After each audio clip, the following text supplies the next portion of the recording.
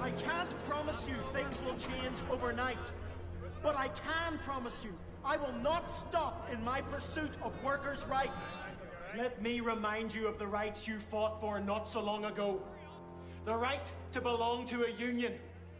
The right to decent and safe conditions in your place of work. The right to a better life beyond mere subsistence. It was a fight that ended in blood, but a fight that must go on. But only with the workers united behind the banner of the Labour Party. What's your policy on home rule? No secret. We're behind it. As is the Liberal Party and the majority of people both here and in England. Then you're a papist stooge! And you need to broaden your thinking and see beyond your own narrow prejudice. Home rule is Rome rule! A fair day's pay for a fair day's work. Rule. Union representation, decent and safe conditions in your place of work. Equal pay regardless of your religion.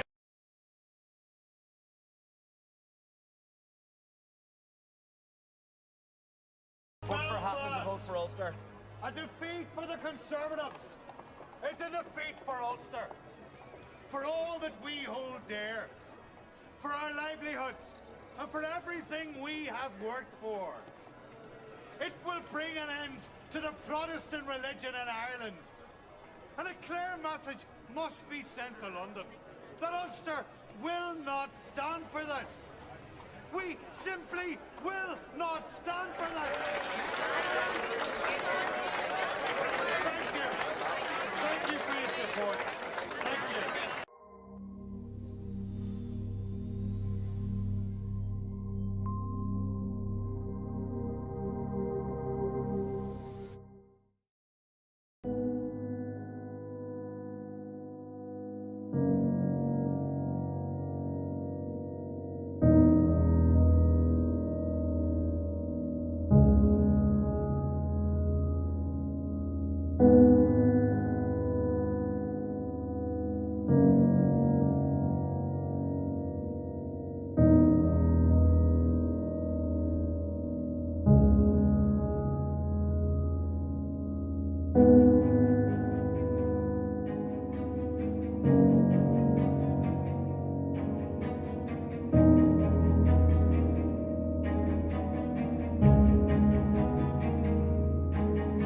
The early 1900s was steeped in poverty, hardship, misery, with death rates almost as high as the likes of Calcutta. Having fallen behind more industrialised centres like Belfast, Liverpool and Manchester, the city had more than its fair share of unskilled workers. And harsh working conditions prompted James Larkin, a Liverpool Irishman, to set up the ITGWU in 1909. It was based in the old building on the site of Liberty Hall, here behind me. One of the biggest employers in Dublin at the time was William Martin Murphy, chairman of the Tramway Company, Ireland's first newspaper baron, and one of the most prominent entrepreneurs of the time. When Larkin began organising workers in Murphy's Tramway Company, Murphy proceeded to sack anybody who was in Larkin's union. Hundreds of men were sacked from the company, and Larkin sanctioned a strike, planning to bring the city of Dublin to a standstill. However, Murphy got wind of this plan, and he was well prepared with replacement staff. This protest became known as Bloody Sunday. Here on O'Connell Street, which of course was known as Sackville Street back then, up to 600 people were injured. The very next day, the TUC met in Manchester, and Larkin got the green light of support from Britain.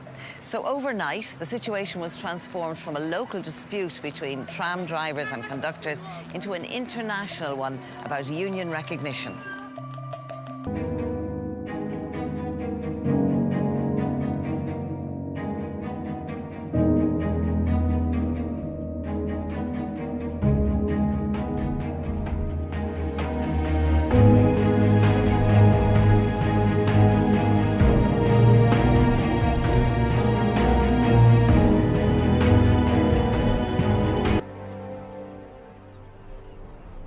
Being convinced in our consciences that Home Rule would be disastrous to the material well-being of Ulster, as well as the whole of Ireland, subversive of our civil and religious freedom, destructive of our citizenship, and perilous to the unity of the Empire.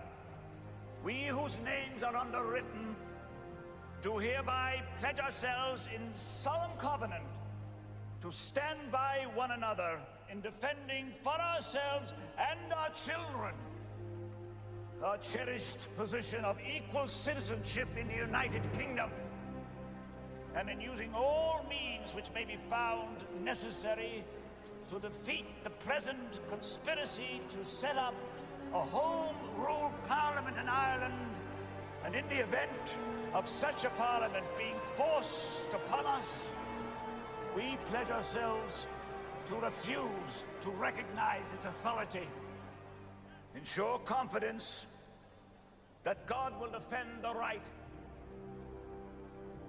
We hereto subscribe our names. 3 cheers for Sir Edward Castle and the freedom of Ulster. Hip hip! Hooray!